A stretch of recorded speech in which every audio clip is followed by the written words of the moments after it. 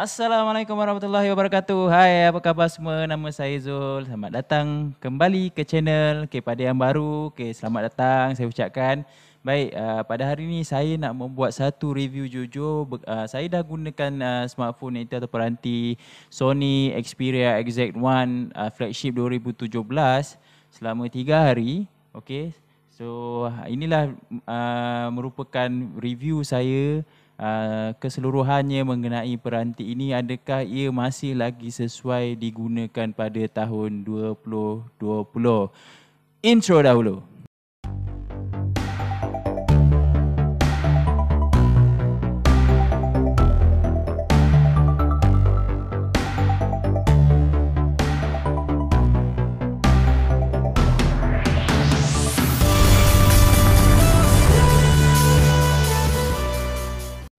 Semasa saya melakukan video unboxing seperti video ini yang ada dekat description, ramai yang minta saya buat review especially mengenai performance dari segi gaming lah kan. Sebab sekarang ni Sony XZ1 ni dia orang cakap apa, menggunakan Snapdragon 835 2.46 GHz dan mempunyai 8 core iaitu architecture Cryo 280. Dia punya binaan 10 nanometer dan juga GPU Adreno 540 yang merupakan flagship pada tahun 2017, penghujung 2017. Okay. Device ini juga dia mempunyai screen 5.2 inci. Okay, dan screen resolution 1080 kali 1920 yang secara tak langsung menghasilkan 423 dpi. Okay, saya dapati dia punya screen resolution cukup bagus walaupun untuk 2020 dia punya screen dah boleh dikatakan agak kecil lah.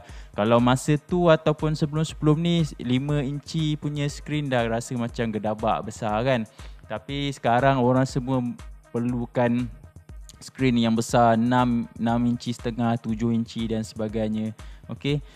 Telefon ini memiliki RAM 4GB dan juga internal storage 64GB yang pada saya cukup untuk kegunaan harian dan juga boleh expand memorinya boleh di-expand menggunakan memory card.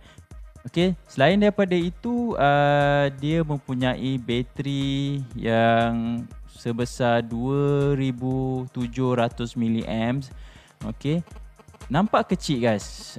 Tapi dalam 3 hari saya gunakan peranti ni, dia menghasilkan penggunaan yang pada saya cukup lah. Okey. Dan ditambah dia support fast charging, tak silap saya 18 watt. Okey, 2700 saya dapat screen on time lebih kurang untuk kegunaan biasa 5 ke 6 jam, which is orang cakap boleh sampai sehingga 1 hari penggunaan lah. Dia ada lagi satu features yang mana kita boleh extend dia punya battery life dengan menggunakan stamina mode, iaitu kita boleh extendkan battery life dengan software tersebut akan kill background proses yang berlaku dalam peranti inilah.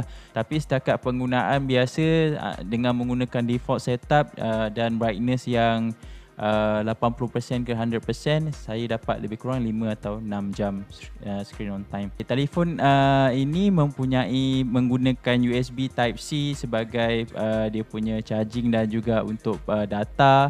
Dia mempunyai headphone jack, mempunyai headphone jack di atas, headphone jack, dan volume rocker berada di bahagian jari kanan, di sebelah kanan, dan dia mempunyai fingerprint scanner yang juga berada di bahagian power button.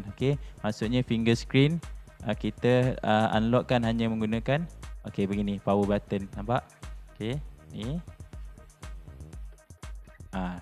Let's say kalau saya pakai jari yang lain saya pakai jari yang lain. Ni sekarang dia punya screen hidup. Saya tekan power, dia punya finger screen sangat cepat lah. Tetapi ada sedikit downside yang mana saya dapati bila kita punya jari berpeluh, dia tak boleh nak detect. Itu masalah yang saya nampak lah. Tetapi dari segi kecepatan dia memang cepat bila dia berfungsi dengan baik.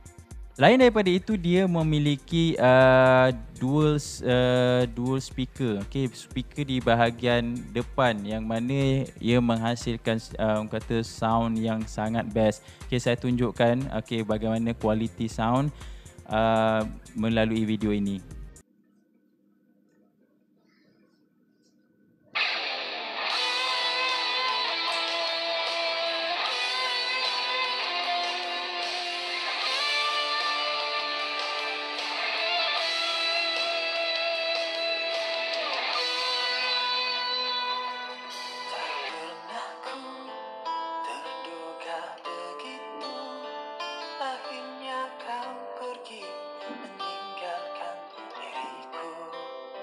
Secara tidak langsung ia memberi satu good experience yang suara dengan audio quality yang rich, okay, dan juga jelas.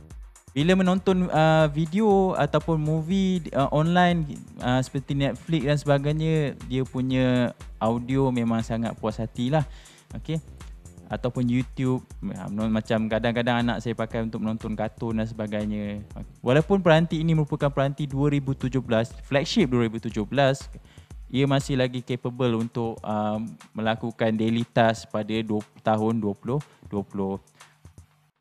Satu extra features yang saya suka mengenai Sony ni adalah dia waterproof, iaitu IP68 rating, iaitu dia boleh kena hujan, kena splash dan juga boleh diselamkan dalam air. Kalau nak mandi dekat macam theme park ke apa benda ke, boleh bawa dia sekali, so no problem.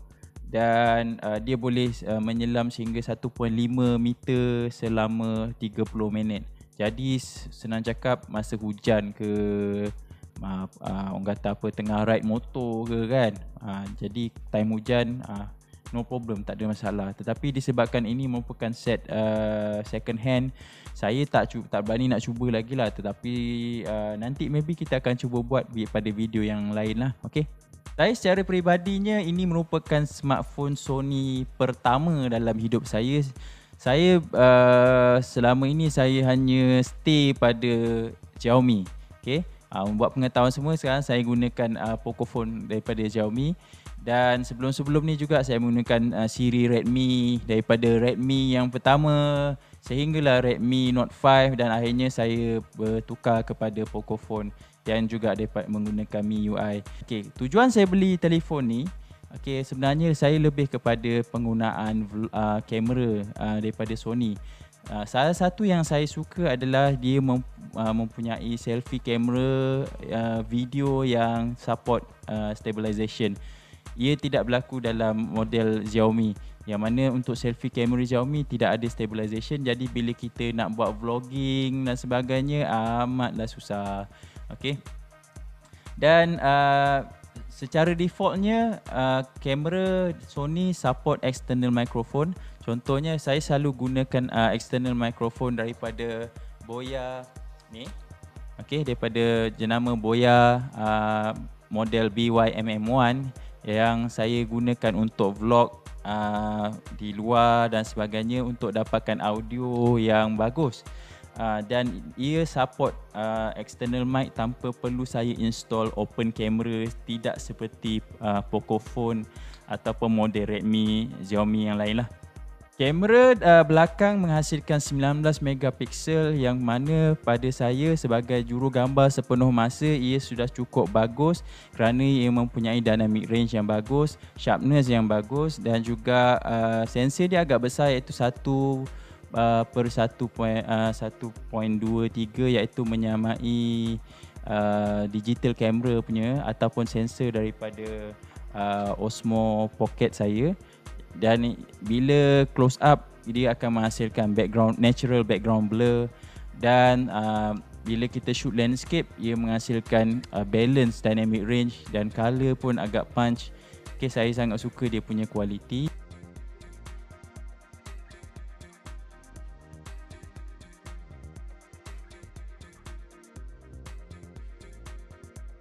Dan walaupun dia mempunyai satu kamera, saya bukanlah a big fans of background blur seperti dual camera ataupun triple camera.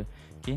Tetapi sekarang dah menjadi trend untuk sekurang-kurangnya smartphone perlu keluar 3 kamera, iaitu ultra wide, depth camera dan juga main camera lah, sehingga 108 megapiksel setakat ini yang saya tahu. Okey. Tapi 19 megapiksel untuk kamera belakang dan 13 megapiksel untuk selfie camera is more than enough untuk gunakan social media ataupun online business dan sebagainya lah. Malah boleh guna juga untuk print gambar sehingga size banner kalau kita tahu guna. Baik.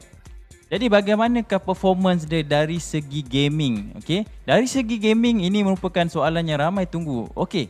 Dia menggunakan Snapdragon 835 binaan 10 nanometer dan untuk model ini saya menggunakan Android 8. Okey, seller yang saya beli di Shopee, sekarang ni dah sold out. Pada video ni direkam dia dah sold out dah dekat Shopee.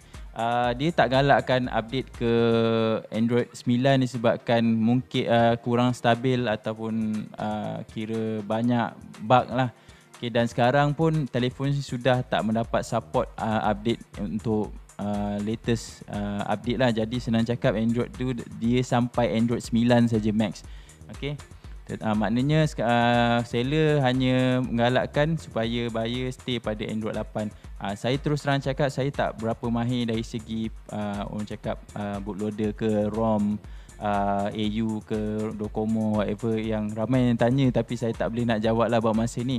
Okey. Tapi untuk model saya merupakan AU SOV 36, ROM AU Japan. Gaming experience setakat ni saya dah test untuk PUBG Mobile, saya dah test untuk Call of Duty dan saya dah test untuk Alpha 9. Okey, korang boleh tengok dalam video yang saya tunjuk sekarang ni. Saya untuk PUBG saya menggunakan setting grafik yang tinggi lah, yang tinggi dan juga frame rate yang maksimum. Selama setengah jam bermain tidak ada lag. Okey, langsung setakat saya cuba tidak ada lag langsung, dan dari segi kepanasan telefon ini dia panas suam-suam biasa saja. Dia tidak sampai sangat panas sampai tak boleh nak pegang telefon. Okey, ini bermakna dia punya performance adalah lebih baik daripada siri Z, orang kata apa, siri Z, Sony Z5, Z4 yang lain yang dikatakan mempunyai masalah panas. Yang dia tak silap saya dia gunakan Snapdragon yang lebih lama, 820 dan ke bawah lah. Dan bila masuk 835 nampaknya performance dia agak efisien. Okey. Dari segi bateri, bagaimana pula dari segi bateri? Okey. Dari segi bateri, bila bermain game 2 minit bermain game PUBG contohnya, dia punya bateri akan drop sebanyak 1%. Jadi kalau kita kira simple maths, maksudnya kalau kita charge 100%, kita akan dapat roughly 200 minit of gaming. 200 minit lebih kurang 3 jam. Okay, 3 jam of straight gaming. Tapi mengikut pada reviewers yang lain, mereka dapat lebih kurang 2 jam setengah ke 3 jam, which is good enough lah untuk gaming. Dan disebabkan dia juga support fast charging, jadi tak ada masalah masa kita nak charge dengan cepat. Saya dah cuba Asphalt 9. Okay, korang boleh tengok video ni. Saya try main Asphalt 9. Very nice, smooth. Dan saya gunakan high setting, high quality grafik juga. Ada few moments yang dia akan stutter sedikit, iaitu dia akan lag sangat-sangat sedikit yang tak mengganggu permainan, which is performance daripada saya untuk handle game yang menggunakan grafik intensity ni sangat bagus lah. Okay. Jadi satu, dari segi fizikal juga sangat membantu disebabkan body dia adalah jenis body menggunakan aluminium, okay, dan bukan glass sebagaimana smartphone yang ada sekarang. Of course secara tak langsung tak boleh nak wireless charging dah, tapi saya tak pernah guna pun wireless charging sebab saya tak ada pun telefon yang boleh wireless charging, so no problem untuk saya lah. Dan bila kata dia gunakan body metal ni, maknanya heat transfer daripada CPU yang panas dan keluar adalah lebih efisien. Dan terus terang masa gaming memang tak rasa panas. Okay, memang tak rasa panas. tak panas sangat, dia just suam-suam je. Kita boleh pegang, orang kata apa, saya main setengah jam still okay. Orang kata performance masih lagi smooth dan battery life dia pun okay, good. Screen dia pun sharp, dan brightness, color semua support sehingga HDR10. Jadi overall performance saya sangat recommend telefon ni lah. Tetapi sekarang ni memang secara terus terang cakap, permintaan di Shopee sangat tinggi sehingga banyak kedai-kedai di Shopee yang dah sold out. So korang boleh lah cuba cari di Mudah. Macam saya berada dekat Melaka, ada satu seller yang jual di Melaka Central, kedai telefon di depan-depan Melaka Central tu. Dia orang ada jual lah, ready stock guys tu. So kalau siapa yang kawan-kawan viewers daripada Melaka, mungkin boleh try cari kat Mudah. Okay. Ini merupakan vlog test menggunakan kamera selfie ataupun kamera depan. So kamera depan untuk Sony Exact-1 ni dia mempunyai steady shot ataupun stabilization, intelligent active stabilization. So sekarang ni saya handheld dan audio merupakan mikrofon internal lah daripada kamera dia sendiri. Dan the best part untuk telefon ni, dia support external microphone menggunakan default camera. Jadi tak seperti Xiaomi yang memerlukan open camera apps untuk record external mic. So macam mana korang rasa dia punya vlog best tak? So pada pendapat saya, kalau untuk cahaya yang cukup macam sekarang ni, dia punya kualiti selfie kamera dia sangat baik, okay, untuk vlogging dan sebagainya lah. Tapi kalau low light dia ada kurang sikit. Okay, kalau yang macam ni pula, saya gunakan kamera belakang. Okay, itu main kamera dia. Okay, ini kita nak vlog test lah. So dia untuk kamera belakang juga memiliki EIS ataupun steady shot. Okay, intelligent active. Dan ini juga merupakan internal microphone. Okay, tapi so macam mana? Beza tak kualiti antara kamera belakang dan kamera depan? Saya personally, kalau saya vlog, saya suka pakai kamera belakang sebab saya tak distract untuk pandang ke skrin bila guna kamera selfie. Dan sebelum-sebelum ni pun bila saya vlog guna Pocophone ataupun handphone Xiaomi, biasanya memang handphone Xiaomi dia tak support EIS ataupun stabilization untuk kamera selfie dia lah. Tapi that's why saya terbiasa menggunakan kamera belakang. Tapi bila dapat gunakan telefon Sony ni, so memang agak bagus lah. Satu option yang bagus iaitu kedua-dua bahagian kamera support stabilization. Baik, itulah dia saya beri sedikit review penuh.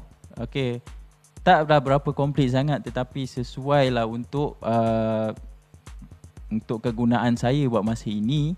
Dan mungkin sedikit sebanyak akan membantu sahabat-sahabat di luar sana yang mencari budget phone, yang second phone lah senang cakap. Saya pun beli ni pun untuk telefon kedua saya, disebabkan saya buat bisnes dan memang perlukan telefon yang ekstra lah senang cakapnya kan, supaya tak mengganggu main phone saya. Jadi setakat 3 hari penggunaan, overall usage adalah sangat baik. Nak kata downside, memang ada a few downside yang saya boleh list adalah seperti dia punya fingerprint scanner yang bila tangan berpeluh dia tak dapat nak detect. Dan of course dia adalah old design yang mempunyai bezel yang besar. Tetapi terus terang saya cakap, saya suka sebenarnya design macam ni sebab bila kita gaming, kita pegang macam ni dan dia tak mengganggu view kita lah, tak mengganggu view masa kita game ataupun saya buat video editing menggunakan smartphone. Jadi personally saya okay, saya tak ada masalah. Dan even saya pakai Pocophone pun saya dia punya takuk tu pun tak pada saya akan hidekan takuk dia menggunakan smaller version of the screen yang secara tak langsung memberikan view seperti bezel lah. Okay, bukan full display. Okay, jadi saya agak old school sedikit dari segi itu. Mungkin kawan-kawan yang lain di luar sana mungkin lebih mengikut trend semasa. Tapi as for now, saya okay, tak ada masalah. Okay, dari segi camera performance dia pun bagus, selfie dia pun okay. walaupun not great but okay untuk social media, untuk kegunaan online, untuk buat duit balik, untuk vlog, buat YouTube. The camera is more than capable untuk do all the things. Kalau kita tengok YouTuber yang lain tu pakai kamera video noise pun still orang cakap apa view ramai kan. So that is why saya beli ni dengan harga 300.5, dan sekarang ni mungkin harga dia dah mencanak balik disebabkan permintaan dia yang tinggi lah. Okay. So itulah conclusion saya. So bagaimana pendapat korang? Boleh lah komen dekat bawah.